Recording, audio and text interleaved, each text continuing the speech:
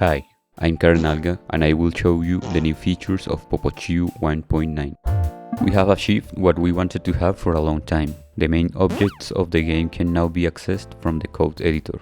Whenever we create a room, a character, an inventory item, a dialog, or add music or sounds, they will appear as autocomplete options in their respective singletons.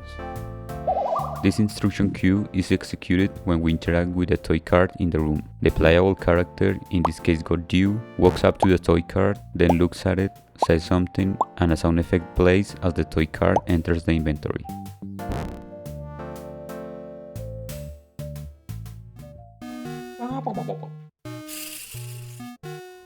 Now we can achieve the same like this. We'll access the character directly from the C singleton and make it walk to the prop of the toy card.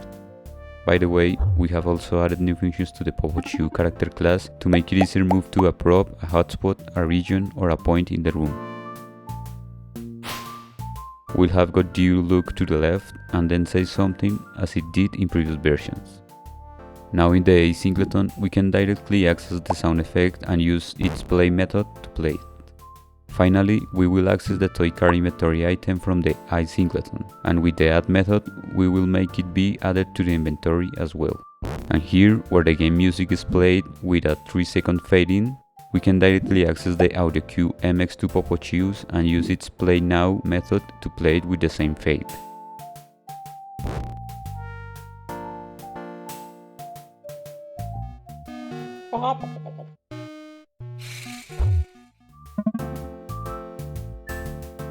When saving the game, the status of props, hotspots, regions and walkable areas within each room will also be stored.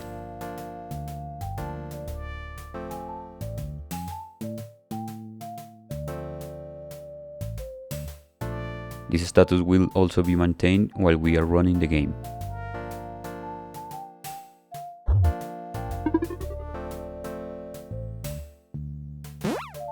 Players will see a scrollbar in the dialog options if they exceed the number we define in the max dialog options property in settings.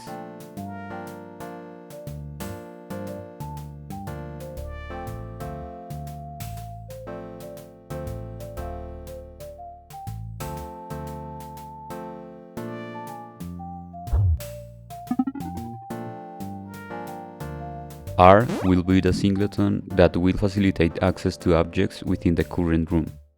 With this, we will also be able to access other rooms to alter their state.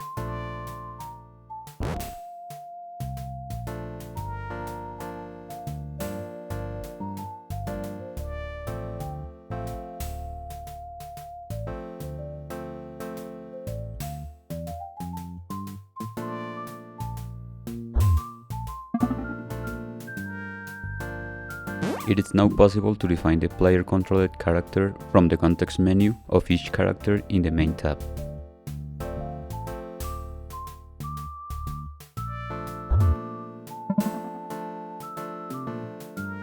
We updated the way in which the state variable type is defined in the main objects of the game, so that the properties and methods you put in that script appear as options to autocomplete the code in the editor.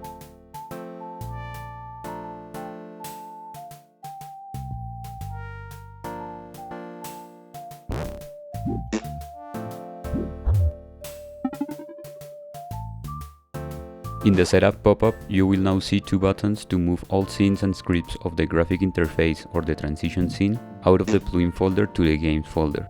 This will allow you to modify those scenes without losing your changes when updating Popochiu. To be honest, we recommend you to build these scenes from scratch while we work on improving these components. To end, we have updated the wiki and fixed several bugs. You can see them in detail in the release notes. We also changed the way the navigation system works so that the addon will continue to work from Godot 3.5 onwards.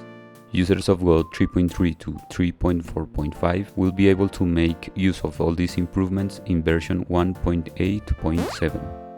And that is all.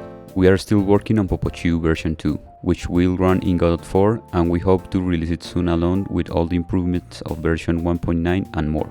For the next version, we are working on having a default animation player node on characters to make it easier to add animations to them.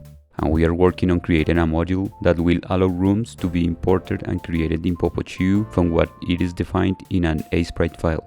We will probably also include a localization module or make it easier to modify the graphic interface of the game. The download links for Popochiu are in the description. There you will also find a link to the release notes, the wiki, the project's Discord, and more. Thanks for watching, and we hope you will use Popochiu to make games.